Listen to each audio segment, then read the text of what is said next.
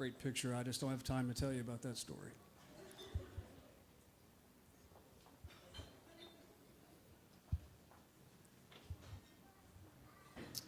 That is Louisiana on the right, by the way.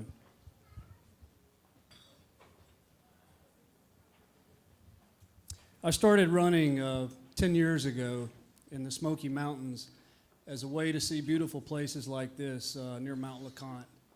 After a few years, I was able to run distances of 30 to 40 miles and eventually went on to complete all the 900 miles of trails in the park. So I was looking for a new challenge, and I heard about ultra marathons. An ultra is technically any race that's more than 26.2 miles. Races typically start at 31 miles and can be as long as 100 miles and take over 24 hours to complete. So in 2007, I signed up for the San Diego 100, held here in the Cuyamaca Mountains. And I brought along my wife and 2 adult daughters to help out.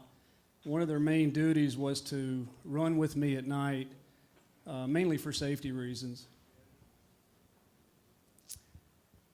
I learned right away that you have to eat a lot to complete one of these long races. It's not uncommon to burn as many as 12,000 calories during a race. And so races offer these aid stations like the one pictured here that have a variety of food and drink to help keep you going. It took me over 24 hours to complete this race, extremely tiring, no sleep, and hallucinations. Imagine tiny little cowboys and Indians running along on the trail with you. That was my oldest daughter, Jessica, here in the green, was there to witness it and really freaked out. So I went on to run ultras in another 6 states. And then in October 2010, I decided I wanted to run an ultra in every state before I turned 50 years old in December 2013. So that was 43 states in a little over 36 months. One of my first races was in the state of Mississippi, and I call this one more of a swim than a race. Severe thunderstorms and flooding, small creeks became raging rivers, chest high to cross. I was lucky to finish this one before the park ranger came in and shut the whole thing down. Alaska, Fairbanks, Alaska, 150 miles from the Arctic Circle. Last official day of summer, and the temperature was 21 degrees. About 10 miles of this race were run on snow and ice, and it was already the peak colors. No bears on this one, though. Buffalo, New York, January, 100 miles, not a great idea. At one point, I spent too much time in a warm building that was an aid station, and my clothes were soaking wet. My only choice was to dig through a lost and found bin, look for something dry, and all I could find was women's clothing. You can see that's how I finished the race. The Midwest, surprisingly beautiful.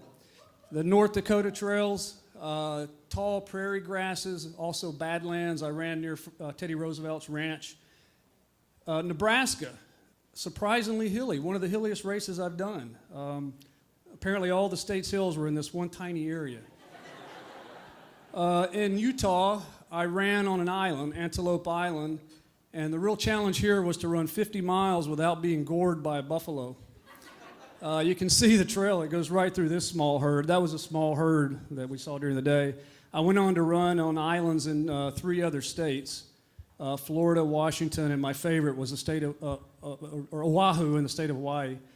The Hurt 100 took me over 29 hours. It was gorgeous, rainforest the whole day, beautiful forest, birds that I had never seen. In this one section, the banyan tree roots were so thick my feet never touched the ground. Very beautiful, but also very tough. The Hurt 100 ranks as one of the 10 toughest endurance events in the world. You can see here it's very flat. It gains almost 25,000 feet. So had 20 stream crossings, you name it, it had it. So very tough race. State of Colorado, Leadville 100, also very tough. This race took place nearly all above 10,000 feet above sea level. It's very hard to breathe, much less run 100 miles at this elevation. You can see on the right, we actually had one mountain crossing that was almost 13,000 feet high. Also beautiful and out west was the state of Wyoming. This was the Bighorn 100. And what was unique about this one were the temperature extremes. The high during the day was 85 degrees. When we turned around at the 50-mile halfway point, it was 25 degrees and we were running through snow. State of Oregon, we ran in the Columbia River Gorge. It was like a theme park of waterfalls, over 20 of these waterfalls. At one point in the far upper left, we ran behind Ponytail Falls. On the right is Multnomah Falls. It's over 600 feet high. It's the second highest waterfall in the country. October 2013, I had 3 races left. They were all in New England, and so the plan was to run 3 ultras over 8 days, maybe spend a few days of sightseeing. So we had some wicked good sandwiches and spent a whole day at LL Bean. That was about it. Some things are priceless. This was it for me. Ghost Train 100. It took me 21 hours to complete. It was my 50th state, and my entire family was there to help me out and cheer for me all through the race and at the very end. So what do you get for running in one of these races? Fame, fortune, prize money? Nah, just a bunch of eclectic awards. A lot of states will give belt buckles. Others give very unique awards. My favorite is in the top left. It's a rock.